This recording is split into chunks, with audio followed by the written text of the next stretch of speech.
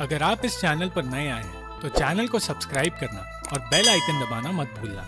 मैं हूं दीक्षांत और आज मैं बात करूंगा 2023 की Oscar nominated film anatomy of a fall के बारे में, जो कहानी है एक रहस्यमयी मौत की जो शायद एक मर्डर है, और इस मौत का गवाह एक ऐसा लड़का है जो देख नहीं सकता। फिल्म की शुरुआत एक इंटरव्यू से होती है जिसमें जोई नाम की स्टूडेंट सैंड्रा वॉयटर नाम की एक ऑथर के काम के बारे में जानने की कोशिश कर रही है, पर सैंड्रा अपने काम के बारे में कुछ भी नहीं बताना चाहती और वो जोई से उसकी जिंदगी के बारे में पूछने लगी। सैंड्रा का बेटा डैनियल, जिसे दिखाई नहीं देता, अपने कुत्ते स्नूप के साथ खेल रहा था और ये इंटरव्यू पूरा करना मुश्किल साबित होने लगा क्योंकि सैंड्रा का पति एटिक में काम करते हुए जोर जोर से PIMP नाम का गाना बजा रहा था। इस आवाज की वजह से जोई को इंटरव्यू वही रोककर अपने घर लौटना पड़ा और कुछ देर बाद डैनियल और स्नूप को सैमुअल की लाश मिली, जो कि इस फिल्म का मेन प्लॉट है। एटिक से गिरने की वजह से सैमुअल की मौत हुई, मगर उस वक्त भी उसका गाना जोर जोर से बज रहा था। सैंड्रा को जैसे ही सैमुअल की मौत के बारे में पता चला, उसने मदद बुलाई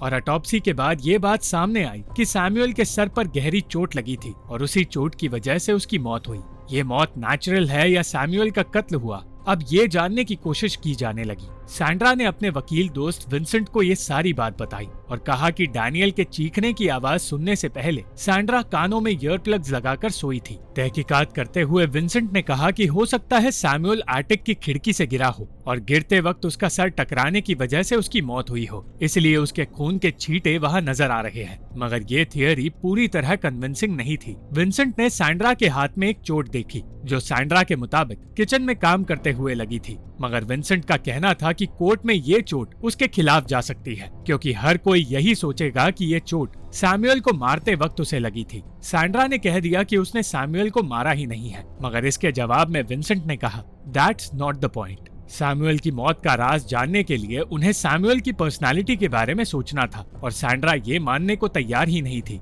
कि सैमुअल ने सुसाइड किया है। विंसेंट के वहां से जाने के बाद सैंड्रा ने उसे बताया कि 6 महीने पहले सैमुअल ने डिप्रेशन की गोलियां खत्म होने पर एस्पिरिन का ओवरडोज किया था, इसलिए हो सकता है कि सैमुअल ने सचमुच खुद की जान ली है। इस मौत की तहकीकात के लिए डैनियल से जज हानवियर ने बात की और पूछताछ करने पर उन्हें पता चला कि तेज म्यूजिक के बावजूद डैनियल ने अपने माता पिता को बात करते हुए सुना था। इसी बयान को समझने के लिए जब घर में छानबीन की गई तो डैनियल को एहसास हुआ कि उसे ये ठीक तरह याद नहीं है कि मौत के वक्त वो कहा था और उसके लिए उसकी सारी यादें मिक्सअप हो रही है। जल्द ही ये बात सामने आई कि सैमुअल के कत्ल के लिए सैंड्रा को दोषी माना जा रहा है क्योंकि 3 अहम सबूत उसके खिलाफ हैं। पहला, सैमुअल के सर की चोट, दूसरा खून के छींटे और तीसरा मौत से एक दिन पहले सैमुअल और सैंड्रा के बीच हुए बहस की रिकॉर्डिंग, जिसे सैमुअल ने अपने USB डिवाइस में सेव करके रखा था। विंसेंट का कहना था कि उसे इस बहस के बारे में पता होना चाहिए था, मगर सैंड्रा का कहना था कि उसे लगा कि ये बहस इतनी इम्पोर्टेंट नहीं है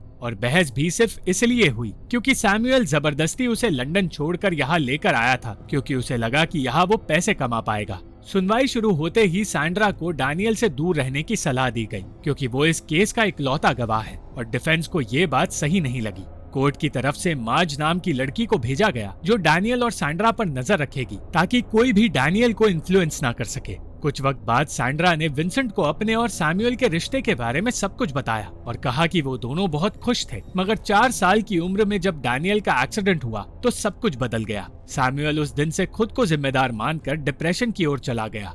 ये केस 1 साल तक चलता रहा और एक दिन प्रोसिक्यूटर ने ये जानने की कोशिश की कि सैंड्रा ने मौत के दिन जोई से फ्लर्ट करने की कोशिश की या नहीं, क्योंकि रिकॉर्डिंग सुनकर ये बात सामने आई कि सैंड्रा का मौत से कुछ वक्त पहले ही किसी लड़की के साथ अफेयर चल रहा था। जोई ने इस बात से साफ इनकार किया और डैनियल ने भी गवाही देते हुए कहा कि उसके दिमाग में सब कुछ मिक्स्ड अप था, इसलिए उसे कुछ भी ठीक तरह याद नहीं है। प्रोसिक्यूटर का कहना था कि सैमुअल जोई की मौजूदगी की वजह से जोर जोर से म्यूजिक चला रहा था क्योंकि उसे जलन महसूस हो रही थी और इसलिए उसकी और सैंड्रा की बहस हुई। उसने एक रीएनैक्टमेंट वीडियो से ये साबित किया कि सैंड्रा के हमला करने की वजह से खून के 3 छींटे वहां गिर गए और सैमुअल का इसी तरह कत्ल हुआ है। सैंड्रा के वकील ने भी मिनिएचर के जरिए ये साबित किया कि कत्ल की ये थियोरी गलत है और इस सुनवाई के बाद डैनियल से कहा गया कि उसे अगली सुनवाई में कोर्ट से दूर रहना चाहिए क्योंकि ऐसी कई बातें सामने आएंगी जो डैनियल के लिए सुनना ठीक नहीं है। डैनियल ने फिर भी सुनवाई में मौजूद रहने की मांग की और सुनवाई के दौरान ये बात कही गई कि सैमुअल दवाइयों का ओवरडोज किया करता था सैंड्रा ने भी बताया कि एक्सीडेंट के बाद सैमुअल ने लिखना तक बंद कर दिया और वो खुद से नफरत करने लगा, जिसकी वजह से वो दवाइयों के बिना रह भी नहीं पा रहा था। सैंड्रा ने सैमुअल के साइकियाट्रिस्ट जमाल पर आरोप लगाया कि उसी की वजह से सैमुअल को दवाइयों की आदत पड़ी। इसके जवाब में जमाल ने कह दिया कि सैमुअल इस बात को लेकर परेशान था कि सैंड्रा उसकी नाकामयाबी के लिए उसे बुरा भला कहती है, मगर सैंड्रा ने साफ साफ कह दिया कि ये बात सैमुअल की जिंदगी का एक छोटा सा हिस्सा है और जमाल सैमुअल की पूरी जिंदगी और सोच के बारे में कुछ भी नहीं जानता।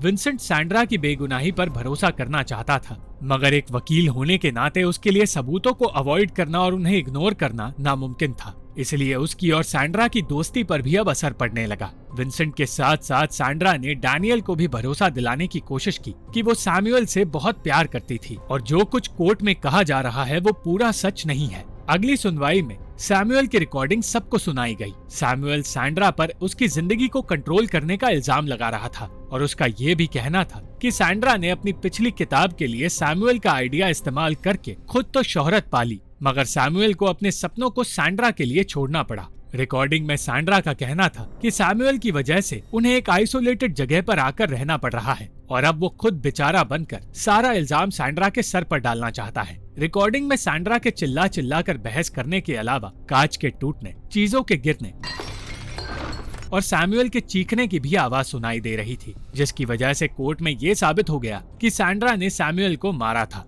विंसेंट के कहने पर सैंड्रा ने ये पूरा इंसिडेंट समझाया और कहा कि पहले उसने वाइन का ग्लास तोड़ा और फिर सैमुअल को थप्पड़ मारा। उसने ये भी माना कि उसके हाथ पर चोट सैमुअल के हाथ पकड़ने की वजह से लगी है, मगर सैमुअल उस वक्त दीवार पर हाथ मारकर खुद को चोट पहुंचा रहा था ताकि रिकॉर्डिंग में ये लगे कि उसे सैंड्रा मार रही है। सैमुअल ने ये सब कुछ पहले भी किया था और इसी तरह उसने अपनी एक उंगली भी तोड़ दी थी। प्रोसिक्यूटर सैंड्रा के किताबों का इस्तेमाल करके ये कहने लगा कि सैंड्रा ने खुद माना है कि उसकी किताबें उसकी निजी जिंदगी के बारे में होती है और एक किताब में उसने अपने किरदार, उसके अफेयर्स और उसके पति के बिगड़े रिश्ते के बारे में भी लिखा है। मगर किताब से ध्यान हटाकर सामने मौजूद फैक्ट्स पर ध्यान लाकर विंसेंट ने कहा कि सैमुअल सालों से डिप्रेस्ड था। वो कर्ज में डूबा हुआ था और अपनी परेशानियों में वो इतना डूब गया था कि वो अपनी नाकामयाबी को बर्दाश्त नहीं कर पाया। जज ने आखिरी सुनवाई के लिए डैनियल को गवाही की तैयारी करने के लिए कहा, क्योंकि सिर्फ डैनियल की गवाही से ये साबित हो पाएगा कि ये कत्ल है या सुसाइड। और डैनियल गवाही से पहले अकेले रहने की मांग करने लगा।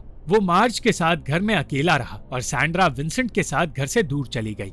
डैनियल ये जानने की कोशिश करने लगा कि उसके पिता एस्पिरिन के ओवरडोज से खुद को मारने की कोशिश कर रहे थे या नहीं, और इसलिए उसने एस्पिरिन का ज्यादा डोज स्नूप को दे दिया। स्नूप पर जैसे ही दवा का असर हुआ, उसने मार्ज की मदद से स्नूप को नमक का पानी देकर ठीक कर दिया। उस वक्त डैनियल को याद आया कि कुछ वक्त पहले स्नूप बीमार हुआ था, जिसके बाद वो सिर्फ पानी पिया करता था, बिल्कुल वैसे ही जैसे आज एस्पिरिन के असर के बाद पी रहा है। उसे लगने लगा कि शायद स्नूप ने सैमुअल की उल्टी का कुछ हिस्सा निगल लिया होगा जिसमें एस्पिरिन मौजूद था और इसी की वजह से वो बीमार हुआ था। वो ये सोचकर अपसेट हो गया कि उसके सामने दो सच है, एक कि उसकी माँ ने शायद ये कत्ल किया है और दूसरा ये कि शायद उसके पिता ने खुद की जान ली है। इस कंफ्यूजन के बारे में जब उसने मार्ज को बताया तो उसने समझाया कि जब उसके सामने दो अलग चॉइसेस हो और वो ये समझ ना पाए कि उनमें से कौन सा चॉइस सच है, तब उसे खुद ये फैसला लेना चाहिए कि उसे दो सच में से कौन से सच को चुनना है। और तब हिम्मत जुटाकर डैनियल एक चीज याद कर पाया। उसे याद आया कि उसके पिता स्नूप को डॉक्टर के पास ले जाते हुए उससे मौत के बारे में बातें कर रहे थे। डैनियल ने वो शब्द बताए जो शब्द सैमुअल ने कहे थे, मगर कोर्ट में मौजूद लोगों की ही तरह इस फिल्म को देखने वालों को भी ये नहीं पता कि ये बातें सचमुच सैमुअल ने कही थी या ये डैनियल के शब्द है। मगर ये बात साफ थी कि डैनियल ने अपना सच चुन लिया था। उसने ये मान लिया कि उसकी माँ बेगुनाह है, इसलिए ये कहानी बताकर वो ये बताना चाहता था कि सैमुअल सुसाइड करने के बारे में सोचा करता था। इसलिए अब ये सवाल इम्पोर्टेंट है ही नहीं कि सैंड्रा ने ये कत्ल किया था या नहीं। अंत में सैंड्रा को इस इल्जाम से आजाद कर दिया गया, मगर उसकी जिंदगी कभी नॉर्मल नहीं हो पाई। डैनियल और सैंड्रा को इस सुनवाई की वजह से इतना गहरा सदमा लगा कि वो दोनों एक दूसरे का सामना भी नहीं कर पा रहे थे। सैंड्रा को जब पता चला कि डैनियल अभी उससे मिलना नहीं चाहता, तब सैंड्रा को एहसास हुआ कि वो हार गई है और कभी न कभी उसे अपनी नई जिंदगी का सामना तो करना ही पड़ेगा। Thank you for watching this video. अगर आपको ये वीडियो पसंद आई तो इस वीडियो को लाइक, शेयर और इस वीडियो पर कमेंट जरूर करें और इस चैनल को सब्सक्राइब करना मत भूलना।